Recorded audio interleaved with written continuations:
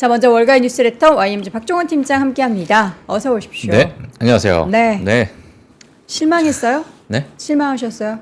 오늘은 실망 많이 했습니다. 어디에 가장 많은 실망하셨어요? 일단 뭐 테슬라죠. 테슬라가 테슬라의 가장 실망. 실망을 많이 했고 저는 그리고 알파벳도 사실 실적이 그렇게 나쁘지 않았어요. 어제 제가 뭐 잠깐 짧게 말씀드렸지만 유튜브 쪽에 매출 그러니까요. 줄었다. 예, 유튜브가 광고 매출 많이 줄었네. 뭐 그 부분이 물론 마음에 좀 걸리긴 했는데 비용 좀 늘었고. 예, 뭐 맞아요. 오늘 그래서 제가 뭐 정리를 좀 하긴 했지만 네.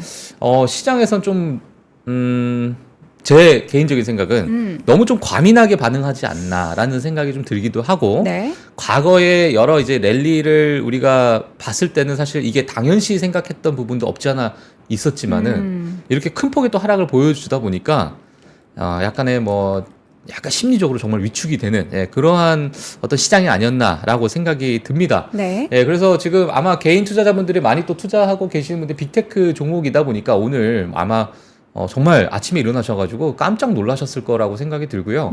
사실 지금 아침에 저희 오시는 시청자분들 보시니까 한 3천여 분 정도가 오신 것 같은데 네. 오늘 같은 날 사실 더 중요한 것 같아요. 왜요? 방송을 또 봐야 되고 이렇게 좀 하락하는 이런 데서 우리가 실망할까 그래서 3프로TV 안 본다든지 잠깐 뭐 주식창을 꺼놓는다든지 뭐 기분이 나쁘니까 네. 뭐 그럴 수 있는데 사실 오늘 같은 날 봐야 됩니다. 이 월가에 어떤 이야기들을 했는지를 눈 똑바로 뜨고. 맞아요. 귀 그래서 쫑긋 열고.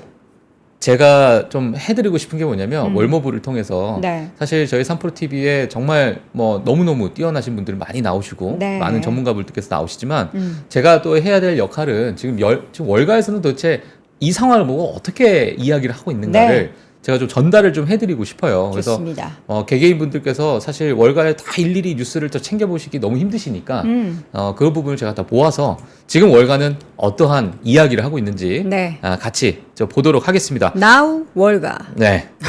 Now 월스트리트 해야 되는데 네, Now Now 월스트리트. 월가. 영어가 잘 안 그렇죠. 되네요. 네. 자, 그래서 오늘 주제는 이렇게 한번 정해봤습니다. 네. 자, 오늘 월가 뉴스레터 보도록 하겠습니다. 7월 25일 목요일이고요. 정말 오늘 또 역사적인 어떤 순간이 아닐까라고 생각이 드는데 아마 과거 제가 이런 표를 아마 많이 보여드렸을 것 같아요. 2%의 조정이 없이 지속됐던 그러한 거래일이 며칠이 있었나. 자, 이런 부분을 제가 지속적으로 좀 보여드렸던 것 같은데 오늘로써 356일 랠리가 깨졌습니다. 자, 그렇다는 얘기는 오늘 S&P 500 같은 경우에는 지수로 봤을 때 마이너스 2% 이상의 하락을 보여줬다라고 보시면 될 것 같고요. 네. 사실 뭐 과거에 지금 AI 트렌드나 여러 가지 그런 부분을 봤을 때 과거에 정말 이렇게 이어섰었던 부분이 있었는데 얼마 가지 못했다. 아직 한참 남았다라는 게 사실 뭐 과거에 많은 월가의 뭐 평가였고 그러한 여러 가지 전망치가 있었지만은 오늘 하여튼 이러한 랠리는 끝났다. 이거 보시면 될 것 같고요. 356일로 마감이 됐습니다. 네. 일단 오늘 핵심 헤드라인 한번 보도록 하겠습니다. 테슬라 그리고 알파벳, 비자 어제 실적 발표가 나온 기업들이고 가장 시장에서 관심을 받았던 기업들인데 이 기업들에 대해서 실적 발표가 나온 후에 월가의 반응이 나왔습니다. 이 부분은 오늘 제가 쭉 정리를 해드릴 거고요. 이 월가의 반응에 맞춰서 오늘 시장의 장이 흘러갔다라고 보시면 될 것 같은데 도대체 어떤 반응을 내놨는지 같이 보시면 될 것 같고 제가 사실 먼저 말씀드리면 이 월가의 반응을 보고 나서 약간은 좀 시장에서 과잉 반응한 게 아닌가라는 생각이 좀 들기도 했어요. 그래서 뒤에 가서 어떤 이야기인지 보도록 하겠습니다. 자, 그리고 리비안에 관련된 이야기인데 테슬라 기밀 도용 또 영업 기밀을 도용했다라는 부분으로 인해서 재판을 받을 그런 이제 위기라고 봐야 되겠죠. 네, 그래서 곧 이제 재판을 받는다라는 이야기에 있어서 자, 어떤 이야기인지 간단하게 보도록 하겠고요. 그리고 이번에 크라우드 스트라이크 IT 대란 이후에 기업들의 피해액이 또는 보험액이 어느 정도가 되는지 어느 정도 이제 산정이 좀 나왔어요. 네. 자, 이 부분에 대해서 같이 보도록 하겠습니다. 자, 그리고 화이저가 희귀 유전성 출혈 장애 후기 임상 성공했다라는 이야기가 있었고요. 그리고 마지막으로 LVMH에 이어서 캐링, 구찌로 유명한 또 캐링 이 기업 자체도 매출이 폭락을 했다라는 그러한 이야기로 마지막에는 우리가 또 이 럭셔리 브랜드에 대해서 같이 또 보는 시간 가져보도록 하겠습니다. 네. 지수를 한마디로 아수라장입니다. 아수라장. 아수라장이요. 예. 자, 그래서 줄줄 흘러내리네요. 정말 줄줄 흘러내렸고 이 지수의 흐름을 보게 되면 뭐 어느 반등 하나 보이는 거 없이 그냥 쭉 내렸어요. 하루 종일. 막판에 더 끌어내려. 맞아요. 예, 막판에 또 매도세가 붙었고 다우존스 같은 경우에는 1.25% 하락을 했고요. 나스닥이 3.64% 하락을 했습니다. 이 부분은 2022년 이후로 최악의 하루다라고 보시면 될 것 같고요. S&P 500 앞서서 말씀드린 것처럼 마이너스 2%대 이상의 조정을 줬기 때문에 356일의 랠리를 끝마쳤다라고 보시면 될 것 같습니다. 그래서 이러한 3대 지수의 흐름, 그리고 러셀 2000 지수도 사실 장 중반까지는 어느 정도 막 버텼습니다. 혼자서. 네. 예, 마이너스 1% 안팎으로 조정을 주고 있다가 뒤에 가서 이제 쭉쭉쭉쭉 빠지다 보니까 마이너스 2.12% 하락을 하는 그런 모습을 보였습니다. 네. 섹터 흐름을 보시게 되면 정말 헬스케어 그리고 일부 필수 소비재 외에는 유틸리티 섹터 이러한 업종들 외에는 거의 대부분 하락하는 모습을 보였고요. S&P 500개의 기업 중에 약 350개 이상의 기업이 하락을 했다라는 그런 부분이다 보니까 이 부분은 뭐 전반적으로 사실 이러한 하락세가 좀 이어질 수밖에 없는 그러한 어떤 큰 움직임이 있지 않나라고 생각이 들고, 그리고 시장에서 좀 과민 반응했던 뭐 개인적인 제 생각은 구글과 어찌 보면 지금 뭐 테슬라, 구글 또는 비자 여러 가지 그 산업을 대표하는 그러한 기업들이기도 하고 일부 반도체 기업도 있었지만은 물론 ASML, TSMC의 그러한 지난주부터 이제 실적 발표가 있었고, 그러면 향후 남아있는 이 빅테크나 향후 남아있는 기업에 대한 우려가 더 나온 상황인 것 같아요. 그러다 보니까 먼저 일찍이 좀 매도세가 먼저 붙지 않았나라는 생각이 좀 들긴 하는데, 물론 뭐 다음 주에 더 많은 기업들의 또 실적 발표가 있다 보니까 이러한 심리 개선을 할 수 있을지 없을지는 또 향후 좀 지켜봐야 될 것으로 보여집니다. 그래서 오늘은 전반적으로 좋지 않은 모습을 보였고, 슈퍼마켓 컴퓨터 같은 경우에는 마이너스 10%대 하락을 보여줬어요. 정말 엄청난 하락을 보여줬고, 엔비디아가 6.8% 하락을 보였습니다. 그리고 구글 5% 하락 보여줬고요. 메타 플랫폼스도 오늘 사실 라마 그죠? 그 뭐죠? 대규모 모델. LLM. 예. 라마를 무료로 이제 공개를 했다라는 어찌 보면 좋은 소식이 좀 나오긴 했는데, 메타 플랫폼스도 마이너스 5%대 하락을 보여줬고, 아마존도 마이너스 3%대, 테슬라가 마이너스 12%대 자 하락을 보여줬다, 이렇게 보시면 될 것 같습니다. 그래서 전반적으로 좋지 않은 자 그런 모습을 보였습니다. 네. 네. 그리고 이제 뭐 금리와 유가도 뭐 빠르게 보게 되면 뭐 금리도 마찬가지로 지금 뭐 미국 제조업이 좀 예상보다 약세다라는 여러 가지 경제 지표가 또 좀 하락을 좀 부추겼던 것 같아요. 예, 그러다 보니까 10년물 국채 금리가 4.28%로 소폭 올라가는 모습을 보였고요.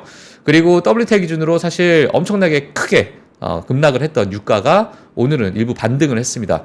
가솔린 수요 증가에 유가가 좀 반등했다라는 그런 시장의 평가가 나오다 보니까 지금 WTI 기준으로 77.6달러를 기록을 하고 있다, 이렇게 보시면 될 것 같습니다. 네. 자, 전체적인 시장 분위기 봤습니다. 지금 뭐 애프터마켓에서는 본장에서 뭐 급락했던 종목들 좀 실적 발표하고 나서 반등하고 하는 종목들도 있긴 한데, 그렇지 못한 종목도 있어서 저희가 종목 이야기하고 조금 더 부연해서 말씀드리도록 하겠고요. 기업별 소식, 일단 테슬라의 주가가 많이 하락했죠.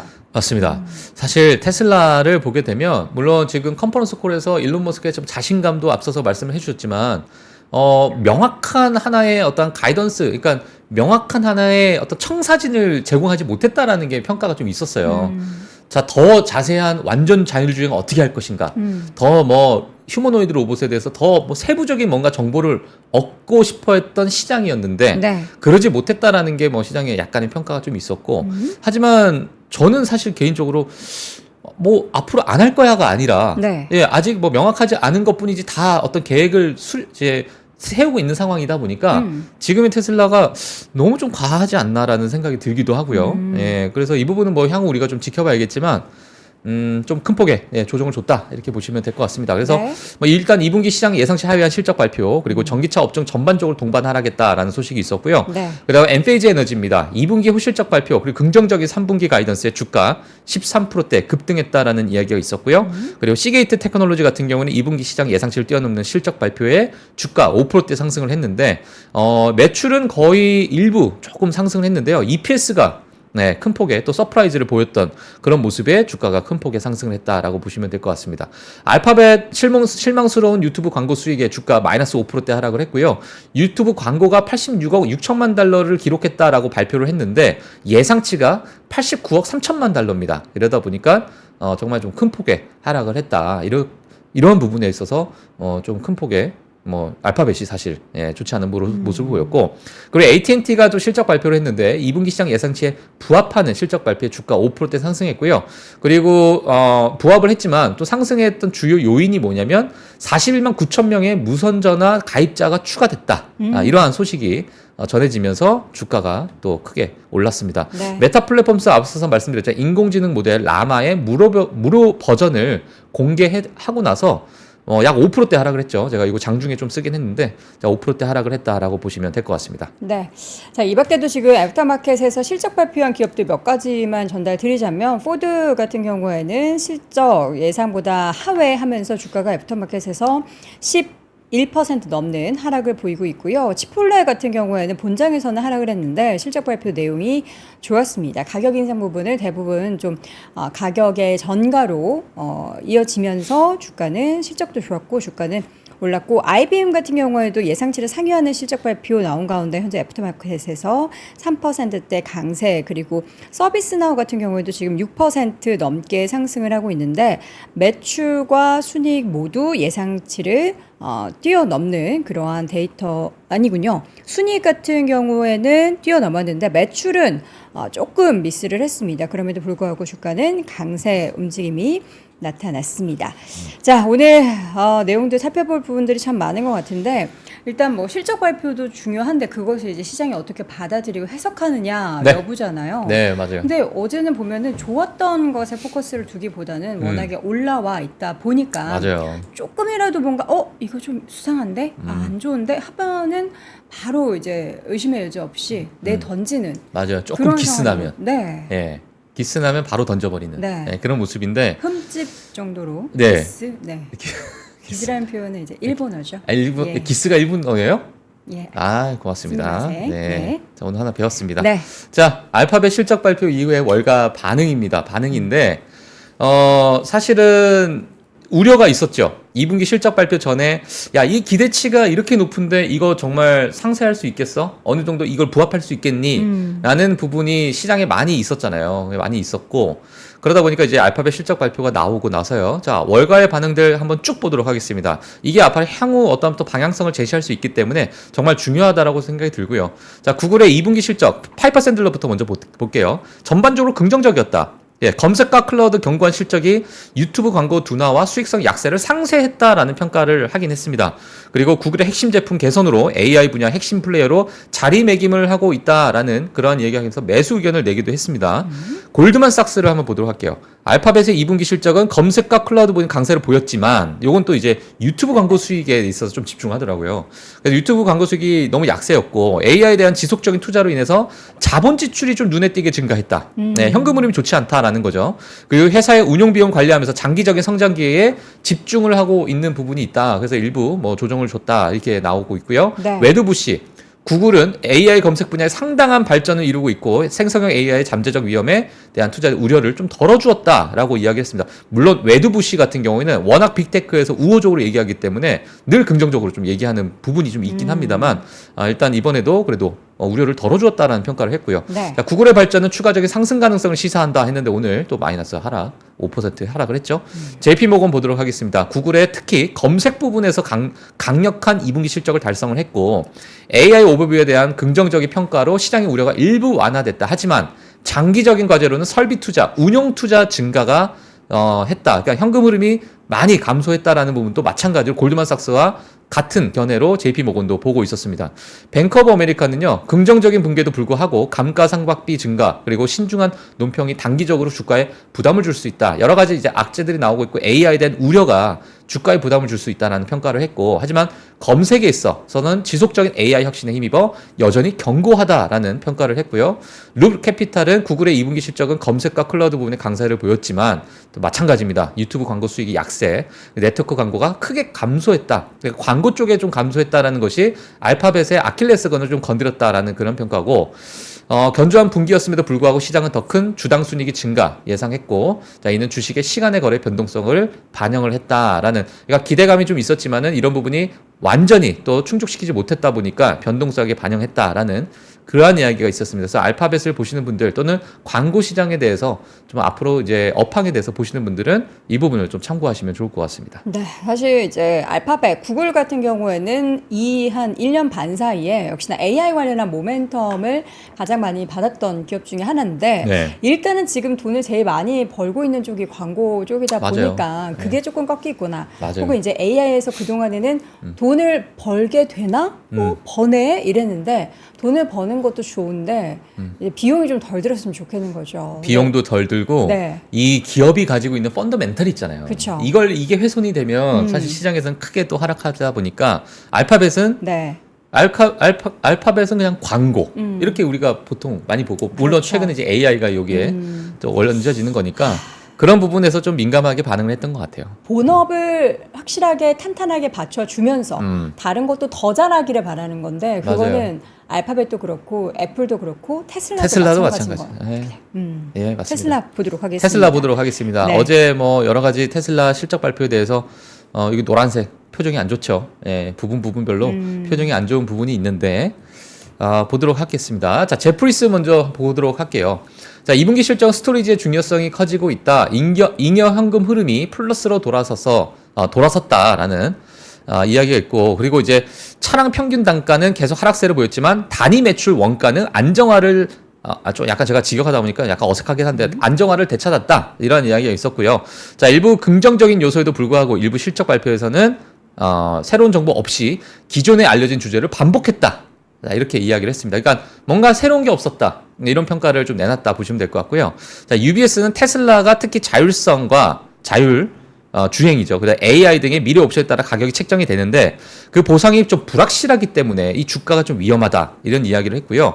그리고 이러한 부분에 대한 신뢰가 흔들리게 된다면 단기적으로 더 많은 하락이 있을 것이다라고 해서 UBS는 지금의 약간의 불확실성을 더 증폭시키는 그러한 부분에 좀 집중을 했다라고 보시면 될 것 같습니다.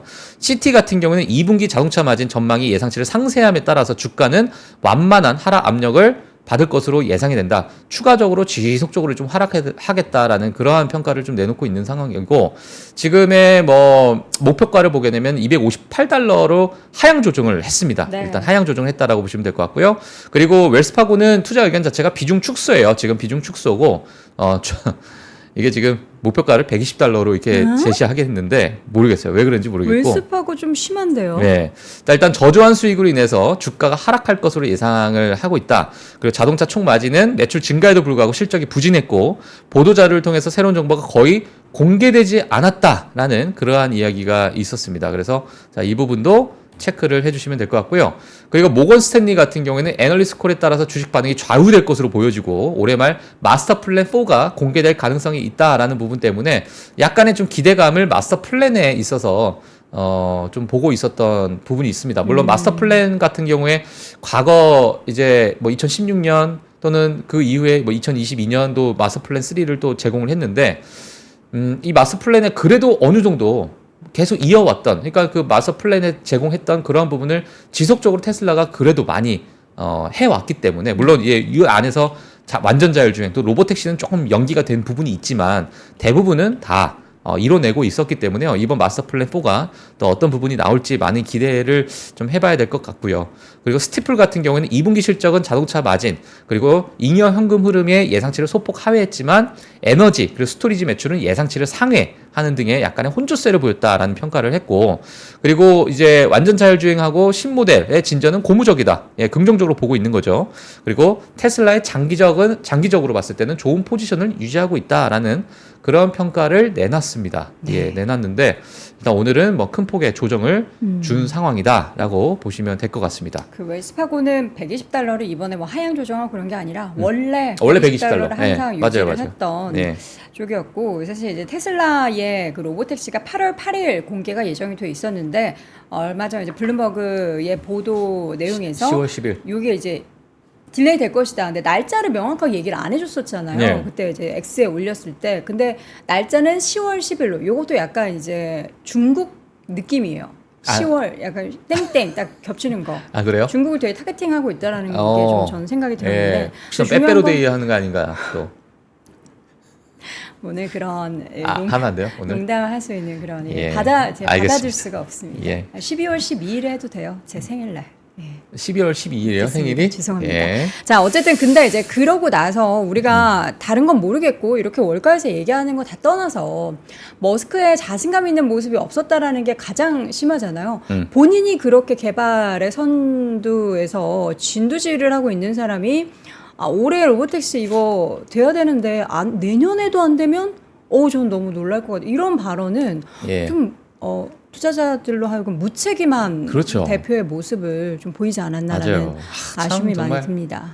가끔 그런 게 있어요. 물론 일론 머스크가 너무 대단하고 이런 혁신적인 부분에서 너무너무 큰 평가를 받아야 되는 거예요. 맞고요. 네. 그리고 지금까지 그런 모습을 많이 보여줘 왔는데 가끔 가다가 그냥 가만히만 있어도 될 거를 이런 생각이 들 때가 있어요. 그렇죠. 가만히만 말을 있어도 줄여야죠. 네, 말을 줄이고 가만히만 있어도 마이너스 12% 조정이 오히려 한 마이너스 5%대로 끝날 수도 있는 네. 그런 게 있는데 참 그렇습니다. 물론 그렇죠. 좋은 것도 있지만 예.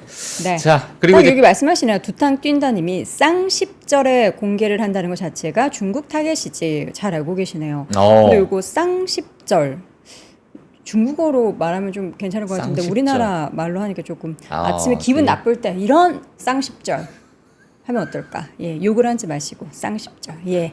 자, 비자 보도록 하겠습니다. 알겠습니다. 일을 보이지 않습니다. 예, 아, 일을 보이지 않습니다. 예. 예, 비자.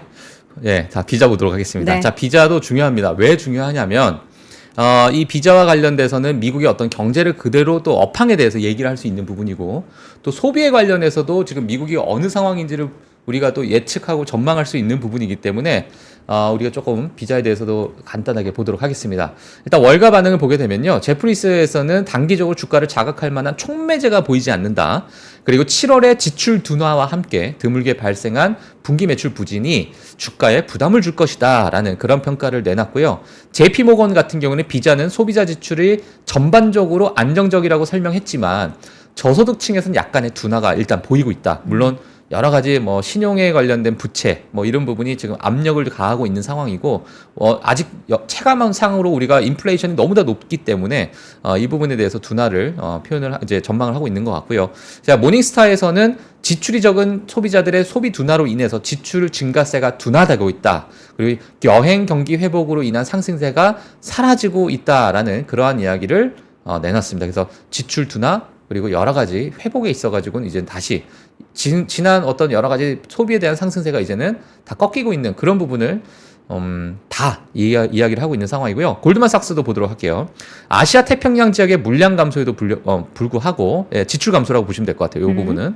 자, 그리고 주당 순이익은 밴드 하단을 뒷받침하고 있는데 네. 비자는 거시적 환경, 특히 미국 저가형 이제 저소득층이죠. 네. 이게 이제 직역하다 보니까 이렇게 나왔고요.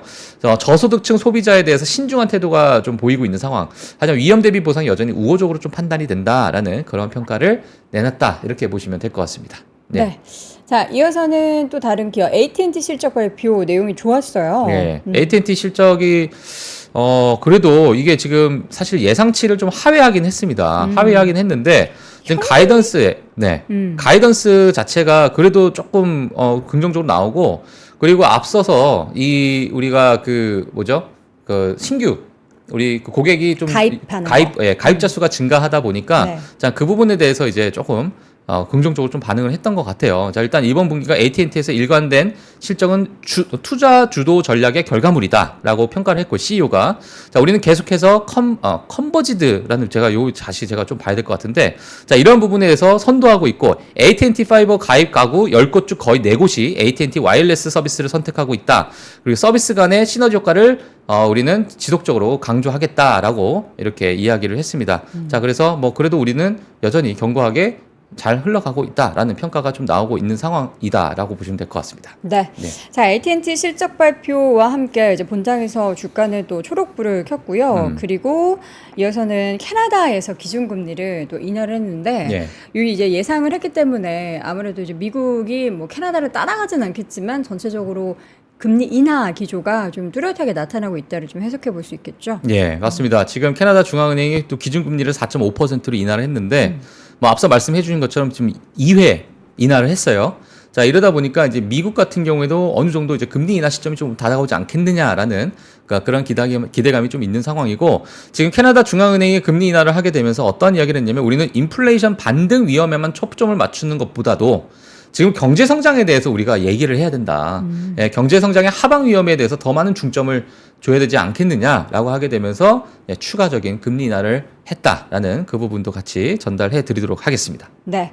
자, 이어서는 리비안이 테슬라의 영업 비밀을 도용했다고요? 예, 이게 어떤 사실 영업 비밀이죠? 2020년에 테슬라가 이 리비안으로 하여금 네. 고발을 했어요. 뭐냐면 너희들이 지금 우리의 기밀 정보, 영업 정보에 대해서 영업 비밀을 도용했다라는 혐의로 그 부분에서 이제 고소를 한 부분이 있는데 네. 이 부분이 이제 조만간 예, 아마 재판을 통해서 판결이 나올 것으로 좀 보여집니다. 예, 그래서 캘리포니아 판사의 잠정 판결에 따르면 리비안은 전직 테슬라 직원들이 영업 비밀을 훔치도록 부추겼다는 주장에 대해서 재판을 받게 될 예정이다라는 이야기가 좀 나오고 있고요. 그래서 이 부분은 뭐 이 법적 분쟁이 산타클라라에서 최종 심리가 열릴 예정이다. 예, 그래서 아마 이번 주 내로 이 이야기가 좀 나오지 않을까라고 보여지고 있고 아마 추가적으로 전기차 또 기업에 있어서 또 테슬라 주가에 있어서 뭐 테슬라는 모르겠어요. 뭐 큰 폭의 어떤 조정을 주진 않을 것으로 보여지는데 네. 리비안의 입장에서는 아마 큰 폭의 조정이 좀 나오지 않을까라고 생각이 들기 때문에 혹시 리비안에 또 투자하시는 분들은 네. 참고를 하셔야 될 것 같습니다. 네. 이어서 이제 크라우드 스트라이크에 최근에 이제 IT 관련한 사태가 파장이 이렇게 커요. 그럼 파장이 또 크죠. 고소당하는 거 아니에요? 그렇죠. 이게 지금 뭐 일단 뭐 미국에서는 뭐 조사가 일단 들어간 상태고 네. 크라우드 스트라이크도 지금 뭐 거의 뭐 청문회급으로 예, 이야기를 하고 있는 상황이긴 한데 이번 글로벌 IT 중단 사태로 인해서요 미국 포춘 500대 기업의 이건 최소입니다. 54억 달러 손실을 입혔다. 하나로 따지게 약 8조 원 정도의 손실을 입혔다라고 하다 보니까 이게 각 기업마다 이러한 부분에 있어서 보험이 또 있잖아요. 또 보험사 어떻게? 난리가 나는 거예요 지금. 예, 근데 일단 지금까지는 최소 손실인데 이 보험회사에서 일부 이게 보험도 그 다음에 또 그 2차 보험, 3차 보험으로 연결되는 부분이 있다 네. 보니까 아마 하나의 보험회사가 이걸 다 떠안는 그러한 부분보다도 다 분산적으로 이게 다 퍼져 나가는 그런 상황이다 보니까 네. 하나의 보험회사가 정말 큰 폭의 이제 그 여러 손실을 얻기는 좀 힘들지 않겠느냐 네. 이런 평가는 나오고 있습니다만 보도록 하겠습니다. 일단 보험사 파라메트릭스에 따르면 은행 및 의료 분야 기업이 가장 큰 타격을 받았다. 그리고 주요 항공사도 큰 타격을 받았다. 자, 이렇게 나왔습니다. 그리고 총 보험 손실이 5억 4천만 달러에서 10억 8천만 달러 사이니까 10억 8천만 달러라고 보게 되면 약 한 1조 4천억 원 정도가 되겠죠. 근데 이게 지금 일부예요. 일부. 네. 더 나오죠. 이것도 상위 500대 기업이니까 그 이후의 기업은 더 뭐 천문학적인 숫자가 아마 나올 것으로 보여지고 있고요. 그리고 크라우드 스트라이크가 수요일에 업데이트에서 무엇이 잘못된지 자세히 설명하는 보고서를 발표를 했습니다. 발표를 했는데 사이버 공격으로부터 기업을 보호하기 위한 클라우드 기반 서비스의 자력 주석 플랫폼입니다. 자사의 주력 플랫폼인데 팔콘이라는 플랫폼이 있어요. 아마 크라우드 스트라이크 보시는 분들은 다 아실 거라고 생각이 들고 이 팔콘이라는 업데이트로부터 시작이 됐다. 이 업데이트를 하는 과정에서 850만 대의 윈도우가 이제 버그가 발생이 됐다라는 이야기가 나왔고, 자, 이러다 보니까 여러 가지 뭐 항공사에 대한 조사가 들어가 있고, 지금 의료 분야, 은행에 대해서 어느 정도 지금 손실이 있는가, 그리고 크라우드 스트라이크는 거의 지금 청문회급으로 지속적인 지금 조사가 들어가 있는 상태인데, 미국 교통부는 지금 현재 델타 항공을 또 여러 가지 어떤 문제가 있었는지 지속적인 결항으로 인해서 많은 소비자들이 피해를 받다 보니까 이 부분에서 지금 조사가 들어가고 있다. 그러니까 전방위적으로 지금 전부 다 조사가 들어가고 있는 상황입니다. 그래서 기업에 대한 손실 그리고 보험 기업에 대한 손실 천문학적으로 지속적으로 늘어나고 있다라는 것을 보시면 될 것 같고요. 제가 이 부분을 가지고 나온 이유 자체는 보험사에 또 투자하시는 분들이 있을 수 있고 또 기업들 간에는 어떠한 손실이 있었는지가 또 향후 우리가 산정이 되다 보면 이 부분은 분명 또 실적에 대해서 또 영향을 줄 수 있기 때문에 그 부분을 봐야 되는데 지금 나오고 있는 이 자료는 마이크로소프트는 제외한 거예요. 네. 예, 마이크로소프트는 어느 정도 손실을 받는지 아예 지금 나누지도 않았습니다. 예, 네. 보고서 자체를 내놓지는 않았기 때문에 마이크로소프트는 제외됐다. 이 부분을 말씀을 드리도록 하겠습니다. 이 미치는 영향이 전 세계가 커버가 되는 거기 때문에 예. 이게 천문학적인 숫자가 나올 것 같다라는 생각이 듭니다. 자, 파이자 뉴스입니다. 밤사이 주가가 1%대 올랐는데 뭐 임상시험 성공 소식이 있네요. 예, 맞습니다. 지금 희귀 유전성 출혈 장애 치료제에서 후기 임상 시험이 이제 성공했다라고 해서 또 화이저와 연관되어 있는 또 국내의 많은 제약 바이오 회사가 또 화이저와 많은 뭐 협업을 하거나 여러 가지 연관이 돼 있다 보니까 아마 요 부분은 뭐 오늘 뭐 일부 뭐 종목에 또 약간의 좀 상승을 또 부추기지 않을까라고 생각이 들긴 하는데 일단 화이자를 먼저 보도록 하겠습니다. 희귀 유전적 혈액 응고 질환입니다. 이 부분에 대해서 이 실험적 유전자 치료법이 대규모 후기 단계 시험에서 성공하여서 잠재적인 승인의 길을 열었다 이렇게 화이자 측에서 밝혔고요. 네. 뭐 혈우병 A 치료제는 4월에 혈우병 B 치료제로 허가를 받은 베크베즈에 이어서 미국 시장에 진출한 두 번째 유전자 치료제가 될 수 있다라는 네. 그러한 이야기가 나오고 있는 상황이고 사실 화이자 같은 경우는 이 유전자 세포 치료라는 이 분야가 있는데 이 분야에 있어서 여러 제약회사 중에 또 하나이기도 하고요. 이 유전자 및 세포 치료 이 분야를 보게 되면 환자의 어떤 유전적 근원이나 세포를 표적으로 삼아가지고 질병을 치료하거나 질병의 진행 과정을 크게 바꾸는 일회성 고비용 치료법이다라는 그런 부분까지 뭐 지금 뉴스를 통해서 지금 나오고 있다 보니까 화이자에 대해서는 이러한 또 호재가 있었다라고 보시면 될 것 같습니다. 자, 이어서는 어저께 LVMH 소식을 전해드렸는데요. 미국의 캐링 같은 경우에도 뭐 실적이 좀 안 좋은가 봅니다. 맞아요. 네. 구찌 좋아하세요? 구찌는 이제 골프 칠 때 막 옆에서 얘기하면 아니 죄송합니다 이런 얘기하면 안 돼. 자, 구찌 좋아하죠. 뭐 없어서 못 사죠. 아니 근데 이제 예전에 MG 프로포즈 받으실 때 구찌도 받으셨어요? 없었어요. 그때는 없었고. 네. 자, 어쨌든 근데 구찌뿐만 아니라 뭐 구찌며 디올이며 뭐 루이비통이며 할 것 없이 다들 덜 사고 있다는 거잖아요. 네, 맞습니다. 지금 구찌 매출이요. 20% 가까이 급감을 했다. 전체 매출이요? 전체 매출 중에. 너무 많이 빠졌네요. 엄청나게 빠진 거죠. 사실 그래도 20%면. LVMH는 1% 성장은 했잖아요. 맞아요. 네. 예, 그 부분입니다. 그러니까 많은 기업들 중에 그러니까 만약에 이래서 LVMH다, 캐링이다라고 보게 되면은 뭐 캐링이 지금 현재 좋지 않던데 그 안에 어떤 브랜드가 주 매출 원을 이루고 있는가가 네. 중요하잖아요. 그렇죠. 근데 LVMH는 워낙 많은 브랜드들이 있고 네. 거기에 뭐 디올이 예를 들면 좀 선방하게 되면은 일부 상세하는 부분도 좀 있는데 캐링 같은 경우에는 구찌 매출의 거의 대부분이 구찌 매출이에요, 사실. 네. 예, 그러다 보니까 가장 많은 매출을 차지하고 있는 이게 브랜드가 구찌와 생로랑입니다. 예, 근데 이 구찌와 생로랑 자체가 이 두 기업이 전부 다 이제 매출이 하락하다 보니까 지금 캐링 자체 전반적인 매출이 하락을 했다라고 보시면 될 것 같고요. 네. 그래서 올해 하반기 이제 영업이익 같은 경우에도 약 한 최대 30%까지 감소할 수 있다라고 경고를 했어요. 네. 가이던스에서. 예, 그러다 보니까 이거는 지금 지속적인 이런 둔화가 뭐 이어지지 않겠느냐라고 볼 수 있을 것 같고요. 자, LVMH, 에르메스도 마찬가지입니다. 지금 업계 전체 성장이 둔화되고 있는 상황이고요. 자, 캐링의 매출의 절반 그리고 수익, 이익의 3분의 2가 보통 구찌에서 발생이 되는데 이게 지금 구찌 매출이 새로운 디자인을 영입 후에 더욱 더 떨어지고 있다라는 그러한 이야기가 있는 상황이고 사실 뭐 구찌 같은 경우에는 브랜드 그 디자인에 있어가지고 정말 호불호가 워낙 갈리고 있는 상황인데 뭐 제가 이제 뉴스를 기사를 좀 보다 보니까 최근에 너무 젊은 층, 네, 또 맞아요. 너무 아시아층에 집중하다 보니까 예전에 중국 타겟으로 많이 하더라고요. 맞아요. 그러다 보니까 약간 좀 알록달록해지고 있고. 용 그려져 있고 막 맞아요. 그래요. 예, 뭐 뱀, 뭐 용, 네. 뭐 이런 것들이 중국 소비자들이 워낙 좋아하니까 네. 이 부분에 대해서 다른 소비자들은 약간 좀 기피하게 되는 그러한 약간 흐름이 좀 보인다라는 이야기가 좀 나오고 있습니다. 네. 자, 그리고 구찌의 2분기 매출이 전년 대비 19% 감소했는데 여기에는 아시아 태평양 지역에서 지속적인 현저한 감소가 원인이다라고 이야기가 나왔습니다. 무슨 얘기냐?